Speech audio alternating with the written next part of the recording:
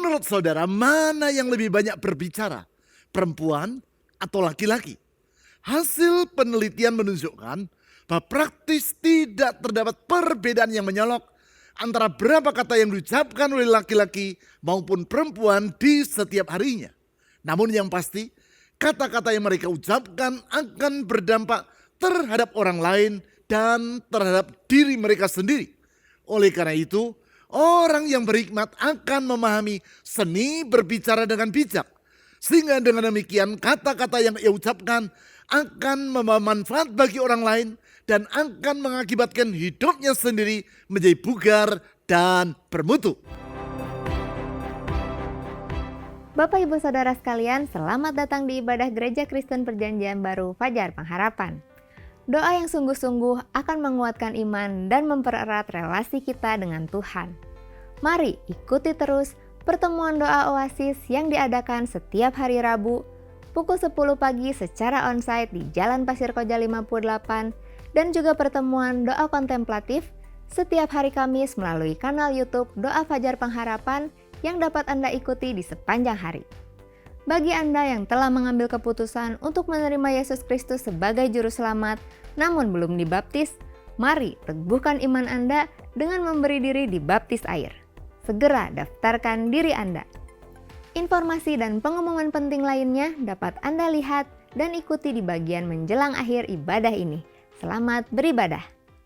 Kurang dari 2 bulan lagi, kita akan mengakhiri tahun yang sedang kita jalani ini. Tentu semua kita berharap bahwa kita akan dapat mengakhiri tahun ini dengan berkemenangan. Kunci untuk mengalami hal itu adalah keeratan relasi kita dengan Tuhan. Dalam maksud tersebut, dan guna menyiapkan hati untuk menghadapi Natal tanggal 25 Desember, saya mengajak saudara mengisi minggu-minggu Advent atau minggu-minggu menjelang Natal dengan mengikuti renungan masa Advent. Renungan seminggu sekali yang dapat diikuti di setiap saat secara online tersebut akan kita awali pada hari Minggu Advent pertama, tanggal 1 Desember. Penuntun renungan baik dalam bentuk video maupun naskah tertulis akan disediakan melalui website personalretreat.online mulai tanggal 1 Desember. Mari melalui renungan masa Advent kita menyiapkan hati untuk menyelesaikan tahun ini dalam kemenangan. Finishing strong.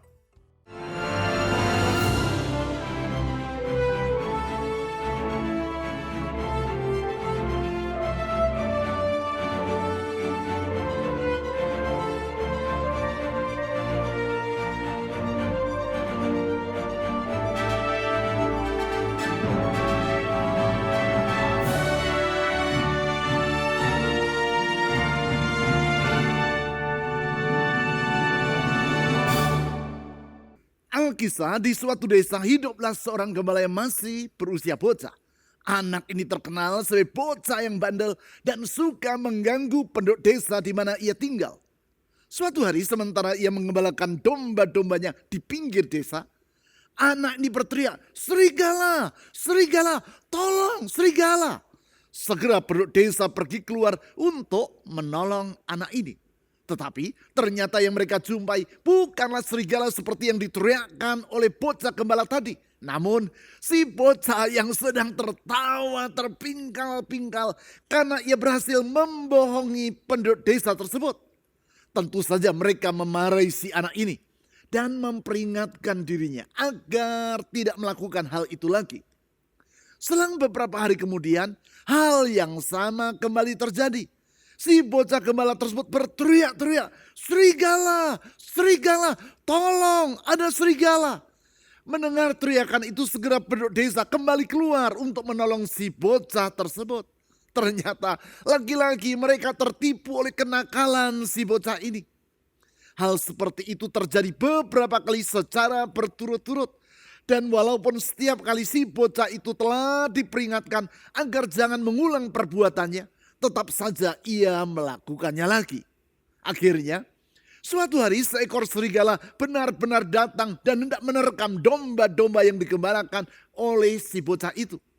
Karena itu ia berteriak dengan keras-keras, "Tolong, tolong, serigala, serigala." Namun kali ini tak seorang pun dari penduduk desa yang pergi keluar untuk menolong dirinya.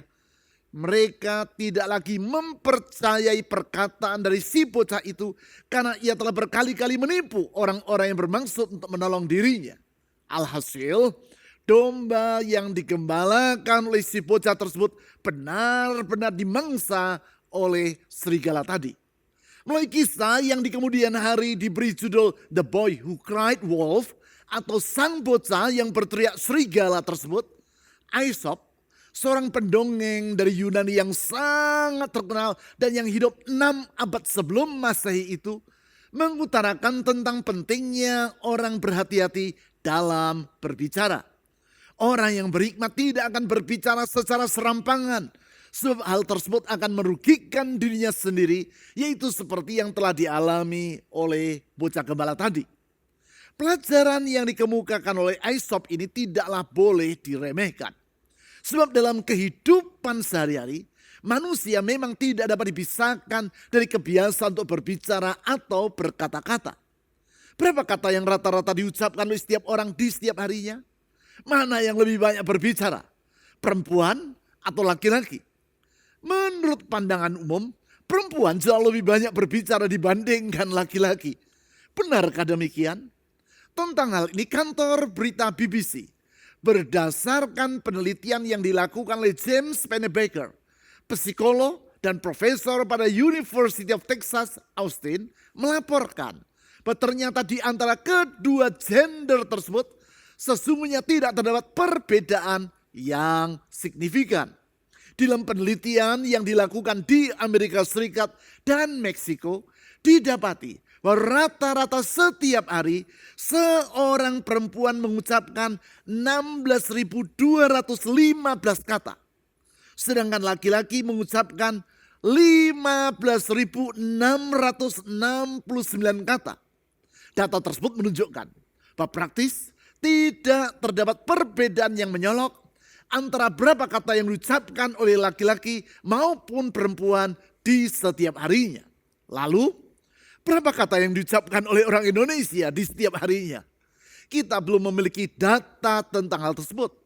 Namun mengingat bahwa bahasa Inggris bersifat lebih ringkas dibandingkan bahasa Indonesia, maka kita tidak perlu merasa heran apabila jumlah kata-kata yang setiap hari diucapkan oleh orang Indonesia lebih banyak daripada jumlah kata-kata yang diucapkan oleh orang Amerika yang berbahasa Inggris maupun orang Meksiko yang berbahasa Spanyol.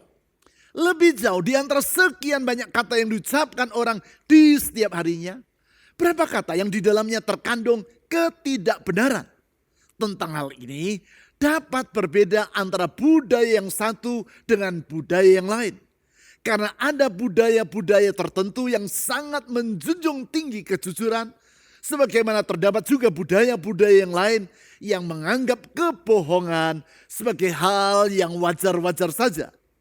Hanya saja berdasarkan penelitian yang dilakukan oleh Jerry Jellison, profesor pada bidang psikologi sosial di University of Southern California, dan yang dilaporkan oleh majalah Time dalam artikel yang berjudul How to Spot a Liar, didapati bahwa rata-rata setiap hari orang di Amerika berbohong sebanyak 200 kali. Kebohongan tersebut mulai dari hal-hal yang remeh sampai kepada perkara-perkara yang serius. Hal yang remeh seperti misalnya pujian yang diucapkan hanya untuk menyenangkan hati orang. Sehingga di mulut orang berkata, wah dandananmu serasi sekali. Padahal di dalam hati orang itu berkata, ih dandanan orang ini norak sekali. Sedangkan kebohongan-kebohongan yang serius antara lain adalah penipuan yang dilakukan dan yang telah membawa kerugian yang sangat besar dalam diri orang lain. Terlepas dari apakah kebohongan tersebut bersifat remeh atau serius, seperti yang telah saya kemukakan di awal tadi.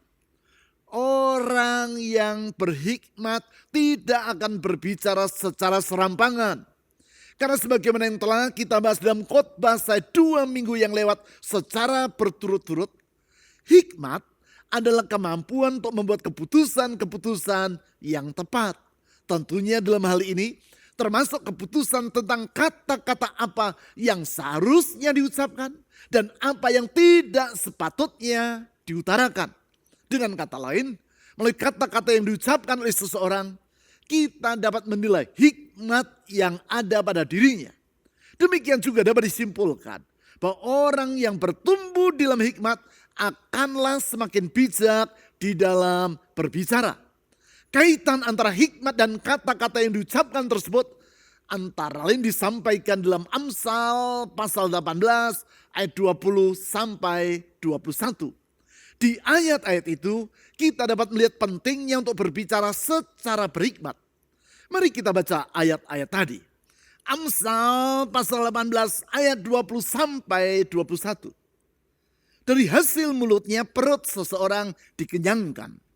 Hasil bibirnya mengenyangkan dia. Ayat 21. Hidup dan mati dikuasai lidah. Siapa suka menggunakannya akan memakan buahnya. Apabila kita memperhatikan Amsal pasal 1 ayat 2 sampai 6 yang merupakan pendahuluan dari kitab Amsal, maka kita akan dapat melihat bahwa tujuan dari penghimpunan nasihat-nasihat ringkas atau Amsal di dalam kitab tersebut adalah dengan maksud agar orang memperoleh hikmat dan bertumbuh di dalam hikmat. Sehingga ayat-ayat yang baru saja kita baca tadi tidaklah terlepas dari tujuan tersebut. Dalam hal ini, yaitu agar orang berbicara secara berhikmat. Untuk itu, di dalam Amsal pasal 18 ayat 20 sampai 21 tadi diutarakan bahwa perkataan yang kita ucapkan adalah yang pertama, bagaikan benih yang mengandung potensi. Saya ulangi. Perkataan yang kita ucapkan adalah bagaikan benih yang mengandung potensi. Sebagaimana yang saudara ketahui, di dalam benih terdapat potensi yang mengakibatkan benih itu dapat berubah menjadi sebuah tanaman, bahkan pohon yang menghasilkan buah. Secara kasat mata, memang benih nampak kecil, tak berarti dan tak berdaya. Namun jangan meremehkan benih yang kecil itu. Apalagi kalau benih itu adalah benih pohon beringin. Bila benih itu saudara tabur di dalam rumah dan saudara berkata, benih ini ukurannya kecil saja, dia tidak akan membawa pengaruh apa-apa terhadap rumah ini. Tentu pandangan saudara tersebut adalah keliru. Sebab bila saudara menaburkannya dan kemudian benih itu bersemai dan bertumbuh, maka 20 tahun kemudian benih atau pohon itu tidak akan lagi tetap berada dalam rumah saudara. Di saat itu rumah saudara telah roboh karena didesak oleh pohon yang berasal dari benih yang nampak semula kecil dan tidak berdaya tadi. Hal yang sama dengan kata-kata yang kita ucapkan. Di dalam kata-kata terdapat potensi yang dapat berubah menjadi pengaruh yang sangat besar dalam diri orang yang mendengarnya maupun yang mengucapkannya. Hal itulah yang diutarakan dalam Amsal pasal 18 ayat 20 tadi. Di ayat itu dikatakan, dari hasil mulutnya perut seseorang dikenyangkan. Hasil bibirnya mengenyangkan dia. Sebagaimana dengan benih yang kalau sudah bertumbuh menjadi pohon, kemudian menghasilkan buah dan akan mengenyangkan orang yang memakannya. Demikianlah bila kata-kata ditaburkan, ia akan bertumbuh dan membawa pengaruh. Dalam hal ini yaitu pengaruh terhadap orang yang mendengarnya maupun yang mengucapkannya. Sekarang saya mulai terlebih dulu dengan menjelaskan pengaruh kata-kata terhadap orang yang mendengarnya. Bila kata-kata tersebut sudah ditaburkan, yaitu diungkapkan baik secara lisan, tulisan, gambar, maupun bentuk-bentuk visual lainnya seperti video atau tarian, maka ia dapat bertumbuh dan berdampak. Dampak yang diakibatkannya bisa jadi melampaui apa yang kita duga. Sebagai contoh, semisalnya, kalau di dalam ruangan di mana saat ini saudara sedang berada, terdapat 500 orang yang mengikuti khotbah saya. Kemudian saya berkata, silakan semua saudara bangkit dari tempat duduk saudara dan berdiri. Dengan berkata seperti itu, saya sama seperti orang yang sedang menabur benih. Apabila kata-kata itu didengar, kemudian bersemi dan bertumbuh dalam hati atau pikiran ke 500 orang yang sedang bersama dengan saudara, kira-kira apa yang terjadi? Ya, saudara dan ke 500 orang itu akan bangkit dari tempat duduk dan kemudian berdiri. Itulah buah dari benih, yaitu kata-kata yang saya taburkan tadi. Artinya, dengan kata-kata yang saya ucapkan, maka saya telah mengangkat 500 orang dari tempat duduknya masing-masing. Ini merupakan hal yang luar biasa. Sebab kalau berat tubuh dari setiap orang rata-rata ada 50 kilogram, maka berarti dengan kata-kata yang saya ucapkan tadi, saya telah mengangkat beban seberat 500 kali 50 kilogram atau seberat 25.000 kilogram alias 25 ton. Suatu dampak yang tidak mungkin akan dapat saya lakukan kalau saya menggunakan kekuatan fisik saya. Jangankan mengangkat beban seberat 25 ton yaitu 25.000 kilogram. Mengangkat beban seberat 100 kilogram atau 1 kuintal pun belum tentu saya sanggup melakukannya. Tetapi apa yang tidak mampu saya lakukan dengan kekuatan jasmani saya, dapat saya kerjakan dengan sepatah dua patah kata saja. Itulah potensi yang terdapat di dalam kata-kata yang bagaikan benih tadi. Dengan kata lain, kalau kita memahami hal ini, maka kita tidak akan sembarangan menabur kata-kata yang kita ucapkan. Itulah sikap dari orang yang berhikmat, yaitu ia tidak akan berbicara secara serampangan. Prinsip ini akan menjadi semakin jelas apabila kita menyadari bahwa perkataan yang kita ucapkan adalah yang kedua, akan berdampak terhadap masa depan. Saya ulangi, yang kedua, perkataan yang kita ucapkan akan berdampak terhadap masa depan. Yang saya maksudkan adalah berdampak terhadap masa depan dari orang yang mendengarnya maupun orang yang mengucapkannya. Besarnya dampak di kata-kata yang diucapkan terhadap masa depan ini diutarakan di dalam Amsal pasal 18 ayat 21 yang telah kita baca tadi sebagai berikut. Hidup dan mati dikuasai lidah. Siapa suka menggunakannya akan memakan buahnya. Di ayat firman Tuhan ini diutarakan bahwa hidup dan mati dikuasai lidah. Artinya bagaimana keadaan seseorang di masa depan? Apakah masa depan itu akan menjadi indah atau kelam? Sangat ditentukan oleh kata-kata. Baik kata-kata yang ia ucapkan ataupun yang ia dengar. Dampak dari kata-kata tersebut dikemukakan oleh Mark Batterson, Gembala Jemaat National Community Church di Washington DC. Dalam bukunya yang berjudul Please, Sorry, Thanks, The 3 Words That Change Everything.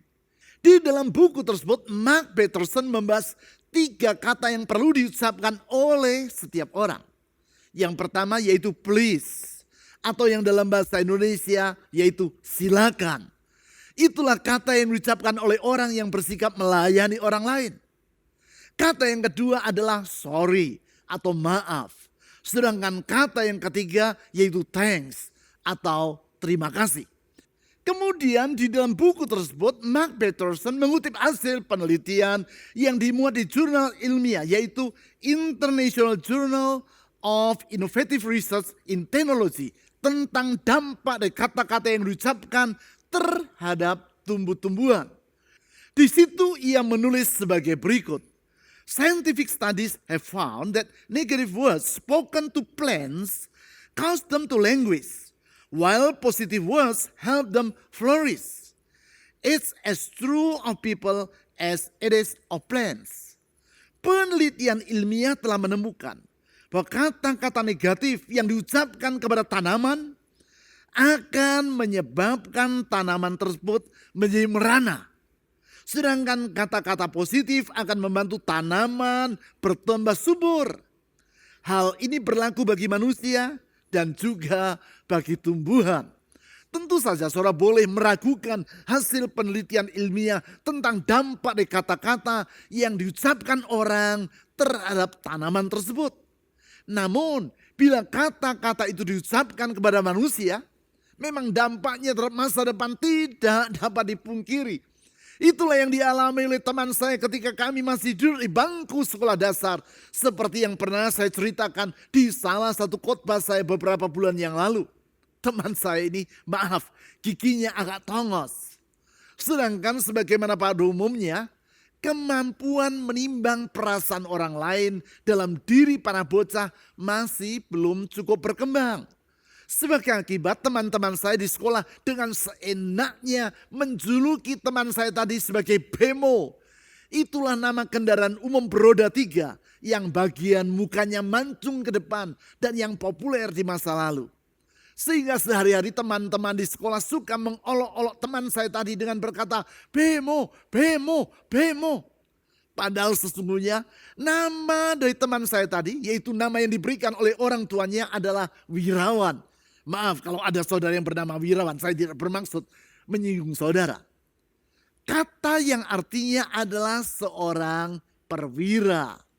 Namun teman saya ini lebih mempercayai kata-kata yang diucapkan oleh teman-temannya daripada makna dari nama yang diberikan oleh orang tuanya. Ia lebih percaya bahwa dirinya adalah mirip seperti bemo dan bukan seorang perwira seperti makna dari namanya, yaitu Wirawan tadi. Saudara tahu apa yang kemudian terjadi? Teman saya ini bertumbuh menjadi seorang anak yang minder, yaitu karena nama panggilan yang diberikan kepadanya itu. Sehingga benarlah yang dikatakan dalam Amsal pasal 18 ayat 21 tadi, yaitu hidup dan mati dikuasai lidah. Artinya bagaimana keadaan seseorang di masa depan sangat ditentukan oleh kata-kata yang ia dengar ataupun ucapkan. Sekarang yang ketiga, perkataan yang kita ucapkan akan berdampak terhadap kita yang mengucapkannya. Saya ulangi, yang ketiga, perkataan yang kita ucapkan akan berdampak terhadap kita yang mengucapkannya. Maksud saya, perkataan tersebut bukan hanya berdampak terhadap orang lain yang mendengarnya, namun juga akan berpengaruh terhadap diri kita. Hal ini tidak terlepas dari kenyataan bahwa selain orang berbicara kepada orang lain, sebenarnya ia juga berbicara kepada dirinya sendiri. Itulah yang lazim diistilahkan sebagai self-talk, berbicara pada diri sendiri. Tentu self-talk ini pada umumnya tidak dilakukan dengan mengucapkan kata-kata secara audible atau yang terdengar oleh telinga si penutur. Saya katakan pada umumnya, sebab ada juga orang yang walaupun tidak mengalami gangguan kejiwaan, namun ia memang suka berbicara kepada dirinya sendiri dengan suara yang terdengar. Hanya saja kebanyakan orang melakukan self-talk di dalam hatinya, yaitu dengan berpikir. Coba saudara renungkan. Ketika saudara berpikir, bahasa apa yang saudara gunakan? Bahasa Inggris, bahasa Indonesia, atau bahasa yang lain? Pasti ketika saudara berpikir ada bahasa tertentu yang saudara gunakan. Itulah bahasa yang saudara pakai ketika melakukan self-talk. Sedangkan sebagaimana kata-kata yang diucapkan oleh orang lain akan mempengaruhi diri kita, demikianlah kata-kata yang kita ucapkan terhadap diri kita sendiri. Pengaruhnya bahkan bisa jadi lebih besar daripada kata-kata yang diucapkan oleh orang lain itu. Karena perkataan orang lain belum tentu kita percayai. Sedangkan kata-kata yang kita ucapkan terhadap diri kita sendiri tentu sangat kita percayai. Akibatnya pengaruh dari self-talk adalah jauh lebih besar daripada kata-kata yang diucapkan oleh orang lain. Mengenai hal ini, John M. Jennings, profesor pada Washington University dan penulis buku The Uncertainty Solution, menyebut bahwa penelitian yang dilakukan di Queen's University Kanada menunjukkan rata-rata setiap orang berpikir 6.000 kali per hari. Artinya setiap menit orang berpikir 6,5 kali. Hal-hal yang dipikirkan tersebut mulai dari hal yang sederhana, yaitu saya akan memilih menu apa untuk makan siang ini, sampai kepada hal yang penting, yaitu seperti misalnya apa yang harus saya lakukan kalau keadaan ekonomi semakin sukar. Coba bayangkan, kalau setiap hari orang berpikir 6.000 kali, betapa besar dampak dari pikiran atau self-talk tersebut terhadap dirinya. Oleh karena itu, di dalam Amsal pasal 18 ayat 21 tadi, firman Tuhan berkata sebagai berikut. Hidup dan mati dikuasai lidah. Siapa suka menggunakannya akan memakan buahnya. Di ayat ini diutarakan bahwa orang yang suka menggunakan lidahnya, yaitu dengan banyak berbicara, termasuk berbicara kepada dirinya sendiri, akan memakan buah dari kata-kata yang ia ucapkan. Artinya orang tersebut akan terkena dampak dari kata-kata yang ia utarakan.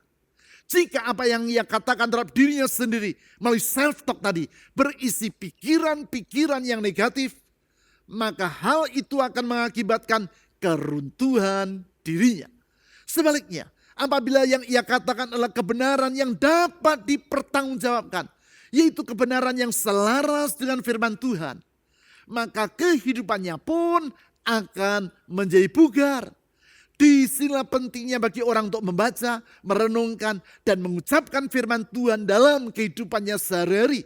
Seperti yang antara lain dinasihatkan di dalam Ulangan pasal 6 ayat 6 sampai 9. Singkat kata, orang yang berhikmat tidak akan berbicara secara serampangan. Sebab ia menyadari bahwa apa yang ia katakan akan berpengaruh terhadap dirinya sendiri. Apabila uraian firman Tuhan ini saya awali dengan kisah dongeng dari Aesop, yaitu tentang seorang bocah yang berteriak tentang serigala, maka sekarang saya akan menceritakan kisah dongeng Aesop yang lain, yaitu tentang seekor keledai yang menemukan kulit dari seekor singa. Para pemburu telah membunuh singa itu dan menjemur kulitnya di bawah sinar matahari.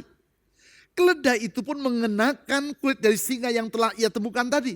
Dan merasa sangat gembira ketika mendapati bahwa semua hewan yang lain menjadi ketakutan ketika melihat dirinya. Mereka mengira bahwa ia adalah benar-benar seekor singa. Karena merasa senang atas penghormatan yang ia dapatkan itu, maka sang keledai tadi meringkik dengan gembira. Ia lupa beringkikannya tersebut justru menyingkapkan siapa dirinya yang sebenarnya. Yaitu bukan seekor singa, namun hanyalah seekor keledai. Akibatnya sekarang justru ia menjadi bahan tertawaan dan cemoohan dari hewan-hewan yang lain. Hal ini menunjukkan bahwa kata-kata yang diucapkan oleh seseorang akan mengungkapkan jati diri orang itu yang sebenarnya. Orang yang berhikmat tidak akan mengucapkan kata-kata yang hampa dan yang tidak bermanfaat. Ia tidak akan suka bergosip, apalagi menyebarkan kebohongan. Sebaliknya, ia akan mengucapkan kebenaran yang membawa manfaat bagi orang lain, menjadikan hidupnya sendiri bugar, dan terlebih lagi memuliakan nama Tuhan. Sekarang, saya mengajak saudara untuk berdoa, memohon agar Roh Kudus menolong kita, sehingga kata-kata yang kita ucapkan merupakan kebenaran yang berkenan kepada Tuhan, memuliakan nama Tuhan Yesus, menjadi berkat bagi sesama, dan menjadikan hidup kita sendiri semakin bermutu. Mari kita berdoa.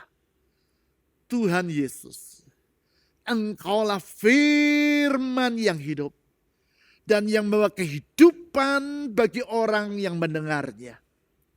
Tolong kami untuk mengikuti jejak-Mu, membawa kebenaran yang menghidupkan bagi orang lain. Sehingga kata-kata yang kami ucapkan bukan kata-kata yang mematikan, tetapi kata-kata yang membawa kehidupan bagi orang lain yang mendengarnya, membawa manfaat dan menjadi saluran berkat bagi orang lain. Dan di saat yang sama dengan demikian, kami membangun hidup yang bermutu dalam hidup kami. Dan kami sadar kami perlu hikmat Tuhan dan pertolongan Roh Kudus sehingga kami semakin dapat mengendalikan pikiran dan perkataan yang kami ucapkan.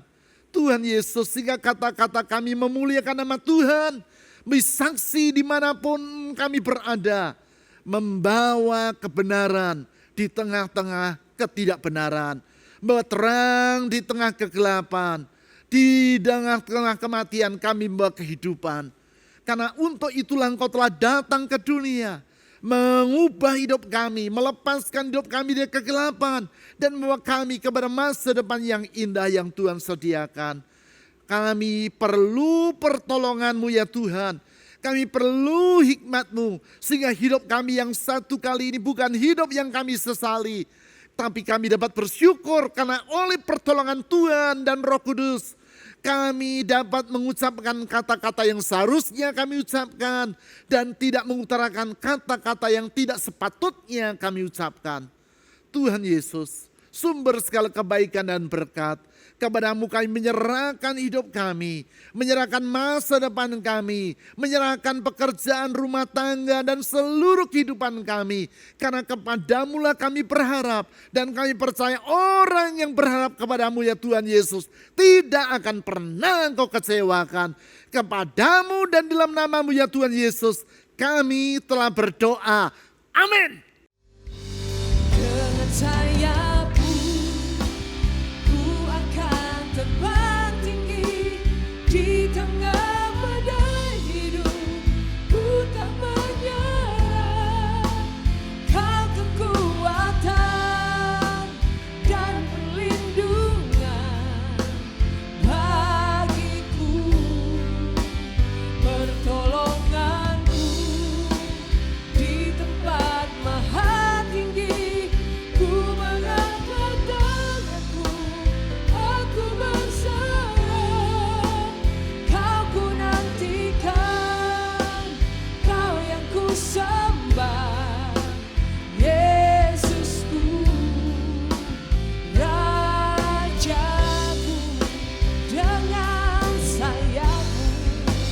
dengan sayapmu ku akan terbang tinggi di tengah badai hidup. Ku tak menyerah, Kau kekuatan dan perlindungan bagiku. Pertolongan-Mu di tempat maha tinggi. Ku mengangkat tanganku, aku berserah. Kau ku nantikan, Kau yang ku sembah. Yesusku, Rajaku.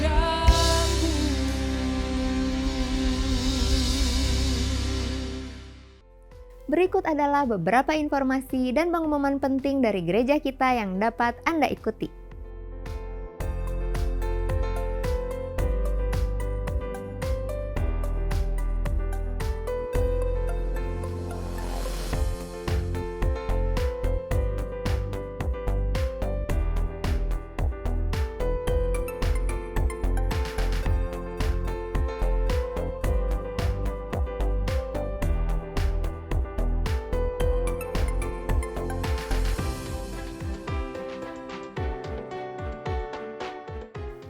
Persembahan dan persepuluhan sebagai ungkapan kasih dan syukur kita kepada Tuhan dapat Anda berikan dengan memasukkannya ke dalam kotak persembahan atau melalui rekening bank atau dengan cara men-scan QR Code dengan menggunakan aplikasi dompet digital.